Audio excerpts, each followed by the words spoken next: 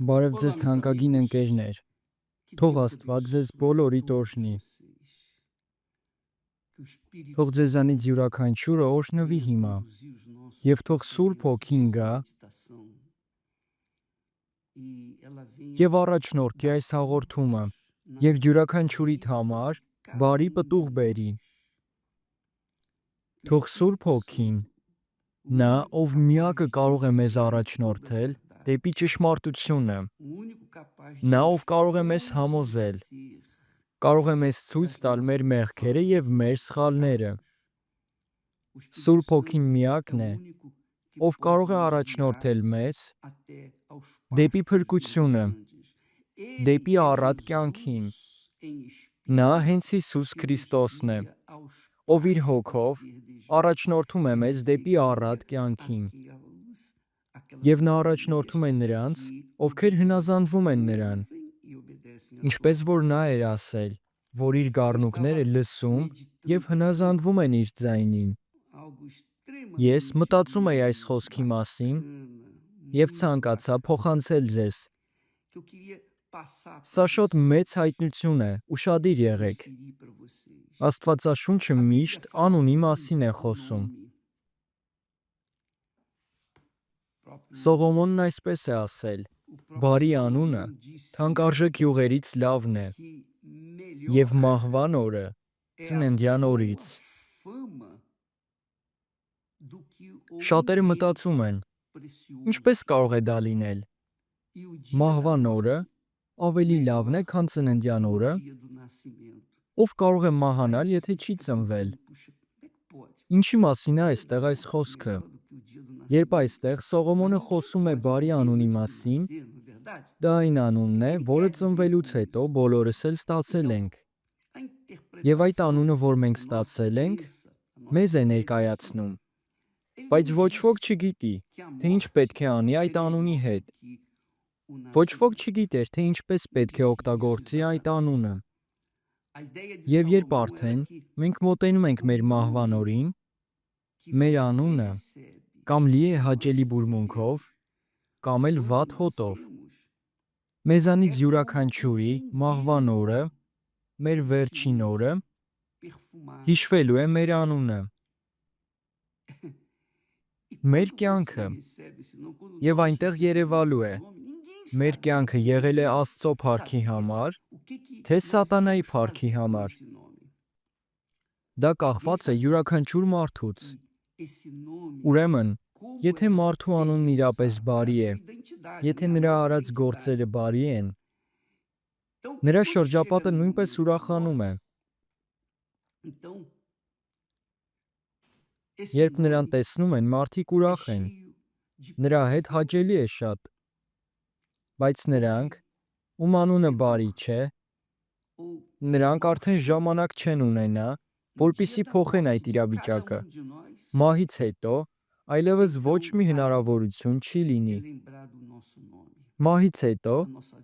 մարդն այլևս չի կարող հետ բերել իր բարի համբավը։ Ոչ ոք չի կարող դա փոխել։ Եթե մարդու անունը լավն է եղել, ուրեմն լավն էլ կմնա, իսկ եթե վատը, այդպես էլ կշարունակվի։ Ոչ ոք չի կարող փոխել դա։ Եվ այն մարդիկ, ովքեր բարի համբավ են ունեցել, լավ վարք են ունեցել այս աշխարհում, նրանց անունը բարի է եղել, ուրեմն նրանց համար իրենց վերջին օրը, մահվան օրը, ավելի լավն է լինելու, քան նրանց ծննդյան օրը, որովհետև երբ նրանք մահանան, նրանք ավելի շատ են ձեռք բերելու։ Կարող ենք նույնիսկ օրինակ բերել Աբրահամը և Իսահակը։ Նրանք երկուսն էլ, թե կյանքի ընթացքում, թե կյանքից հետո, բարի համբավ են ունեցել, բարի անուն։ Եվ մինչև այսօր նրանց բարի անունը օգնում է մեզ։ Նրանց օրինակներն օգնում են մեզ, որպեսզի մենք մեր հավատը ուժեղ պահենք։ Եվ հիմա ուշադիր եղեք, թե ինչ եմ ես ասելու։ Ես ցանկանում եմ ձեզ փոխանցել այն խոսքերը, որոնք Հիսուսն է ասել։ Եվ նա հաջորդն է ասում։ Այստեղ այսպես է գրված. Հայտնության 2-րդ գլխում եւ խոսք 17-ում նա այսպես է ասել. Հաղթողին թաքցված մաննայից կտամ, որպիսի ուտի, եւ կտամ նրան սպիտակ ընտրաքար, եւ դրա վրա գրված մի նոր անուն, որ ոչ ոք չգիտի, բացի այն ստացողից։ Ուրեմն երբ մարդը կհաղթահարի ինքն իրեն, կհաղթահարի աշխարհը, մեղքը, իր բոլոր ցանկությունները, կհաղթահարի իր եսը, կհնազանդվի, կխոնարհվի, կընդունի Աստծո խոսքը եւ կխոնարհվի այդ խոսքին, կսկսի կատարել, դա այն մարդն է, ով չի դժգոհում։ Նա չի ասում այսպես. այն մարդն ինձ հետ շատ վատ է վարվել։ Ահա թե որքան վատ է նա ինձ հետ վարվել։ Այդպիսի մարդը դիմադրում է այդ ամենին։ Հնարավոր է նույնիսկ նա ինչ-որ բարի բան է արել, բայց դրանի պատասխան չարն է ստացել։ Դա անարդարություն է, այդպես չէ՞։ Բայց այն մարդն, ով Աստծուց է, նա ամուր է մնում։ Այդ անարդարությունը նրան չի խանգարի, որովհետև Հիսուսը խոստացել է, որ նրա անունի պատճառով մեզ ատելու են, որ մենք անցնելու ենք անարդարության միջով, եւ այդ ամենը նրա անունի պատճառով է լինելու։ Ուրեմն նրանք, ովքեր հավատում են Հիսուսին, նրա անունի պատճառով հալածվելու են։ Եվ նրանք, ովքեր հալածվում են Հիսուսի անունի պատճառով, նրանք նոր անուն կստանան։ Եվս մեկ անգամ կարդանք. Հիսուսն ասում էր հաղթողին, թաքցված մաննայից կտամ, որպիսի ուտի, եւ նրան սպիտակ ընտրաքար կտամ, եւ դրա վրա գրված մի նոր անուն։ Յուրաքանչյուրն ով կհաղթի, վերջում իր կյանքի վերջին օրը նա նոր անուն կստանա։ Սկզբից նա սպիտակ քար կստանա, որի վրա նրա նոր անունն է գրված լինելու։ Եվ ինչու պետք է մենք նոր անուն ստանանք։ Երբ այստեղ այս աշխարհում մենք ծնվել ենք, մեր ծնողները մեզ անուն են տվել։ Մեզ այդպես են գրանցել, այդ անունի տակ։ Այդ անունը մենք մինչև այսօր կրում ենք, եւ այդ անունը մեզ է ներկայացնում։ Եվ երբ մենք մահանում ենք, հեռանում ենք այս աշխարհից եւ մտնում ենք նոր կյանք, բայց դա նրանց հետ է լինում, ովքեր իրապես քրիստոնյա են, ովքեր կատարում են Աստծո խոսքը։ Եվ երբ դա կատարվում է, մեր հին անունը մաքրվում է, այլևս չեն հիշելու այն հին մարդուն, ով այդ անունը ուներ, ամեն ինչ ջնջվում է։ Եվ դրանից հետո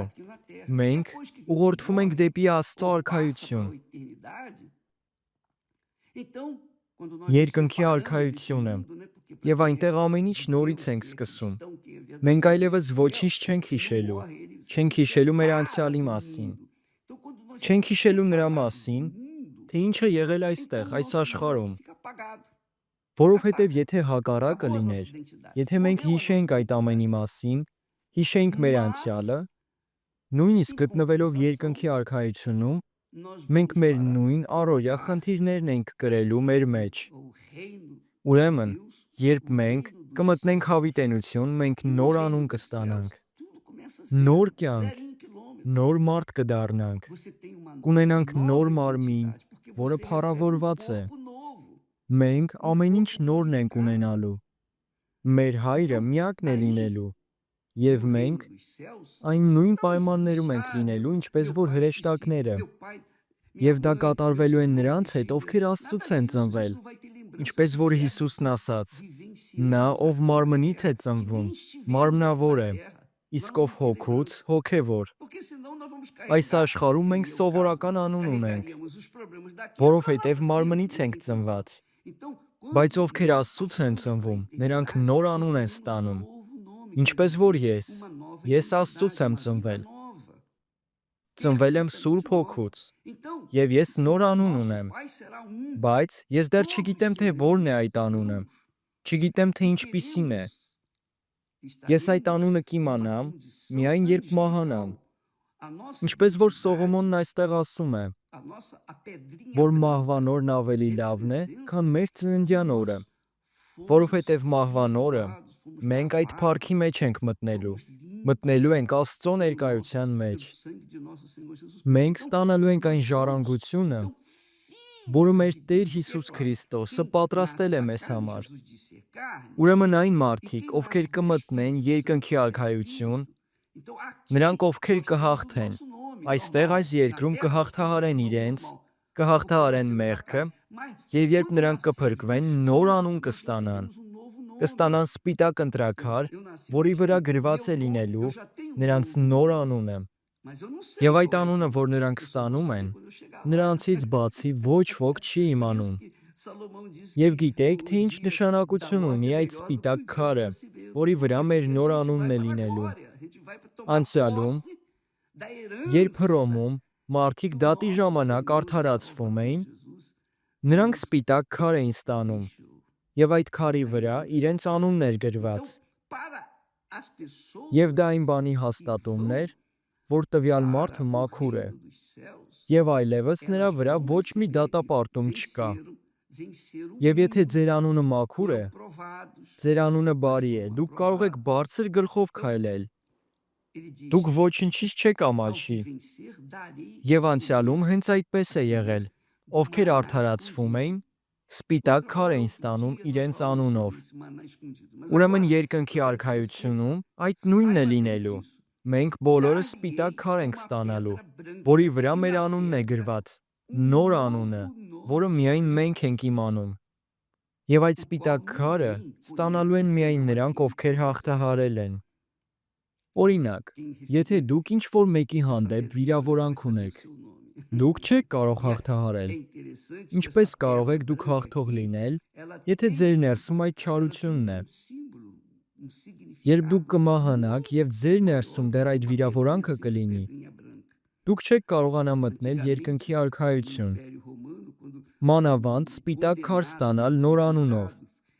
Դուք դա չեք կարող։ Եթե դուք թույլ եք տվել, որպեսզի